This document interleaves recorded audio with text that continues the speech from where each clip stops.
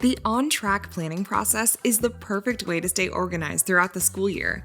With this method, it'll be easier to keep track of your daily goals, homework, and activities. Choose the goals you want to achieve. Determine what you need to get done this month. Start by breaking up any tasks you may have into short-term and long-term goals. Your long-term goals can be broken down into monthly goals. Break down the tasks that are needed to complete your long-term goals. Use weekly goals as the smaller steps needed to complete your monthly goals.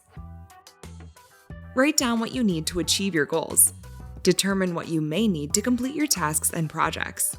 Specify important dates and homework in your planner that will help you get each task done. Plan each step to get things done. Start small. Prioritize the work that you need to finish first along with your most challenging tasks. By prioritizing your tasks, you'll be better able to focus on what needs to get done. Mark what you've completed and think about how you'll plan in the future. Check off any work you've finished and make plans to complete any unfinished work. Reflect on your habits and see if there's anything you can change while you plan for the future. Develop the best time management skills this school year. Stay on track with the onTRAC planning method.